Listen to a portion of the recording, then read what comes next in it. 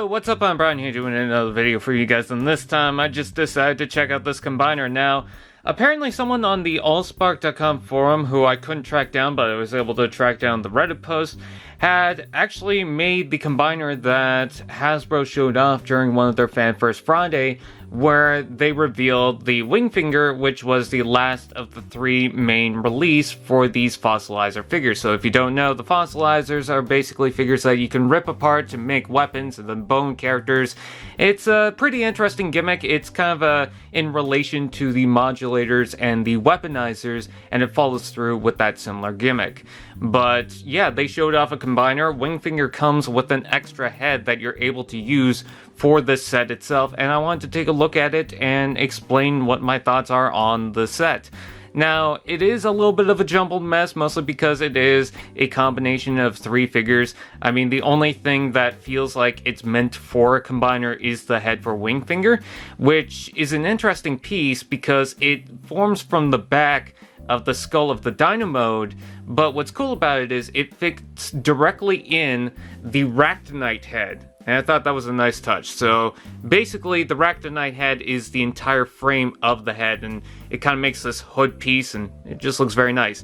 Another thing that I like is the use of Ractonite's head as the waist. Yes, it does make it look thin, but it's all bones anyways.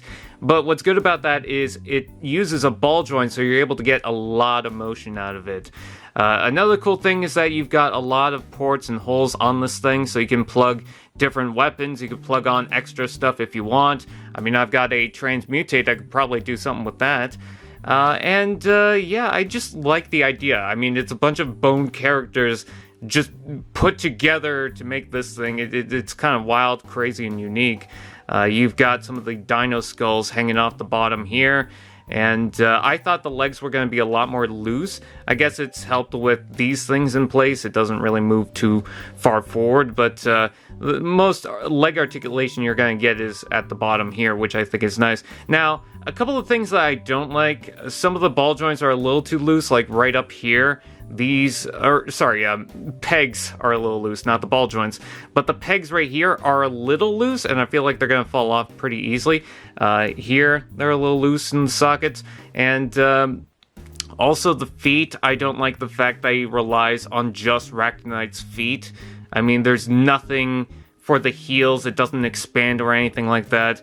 So it would have been nice if it just had a couple more pieces, or if it could reconfigure something so that it could give it some more heels or some sturdy legs. It does stand. I'm able to get it to stand at the very least. Your mileage may vary on that, but I mean, it looks pretty good. I like the giant claws, you know, from the Paleotrex. I think that's nice.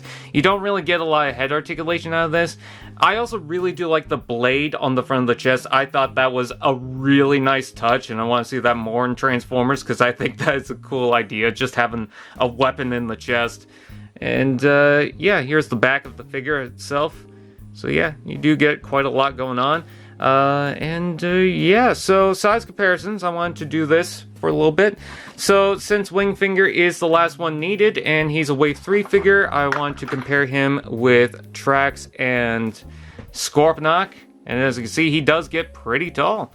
I also wanted to do a small comparison with a couple of the other Fossilizer figures. So there is Vertebrake, I almost forgot her name, and there is Dracodon. So there you go. And then, of course, gotta bring out Transmutate again. I know it's not the best size comparison, but it just gives you an idea of exactly where the head goes. So yeah, that's pretty cool. Now, it does come with a lot of spare parts. Not a lot, actually, just a few.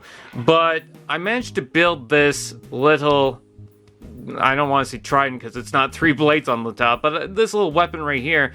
And I was able to snap on the blades between the pegs and the hips right here, so that's how I connected that. And at the bottom you got Paleotrex's blade. And so the point, of course that pops off, and that pops off too. Everything's just popping off. The point of this is just to give it a weapon. I thought it was kind of nice, so I decided why not. And let me plug that back into place.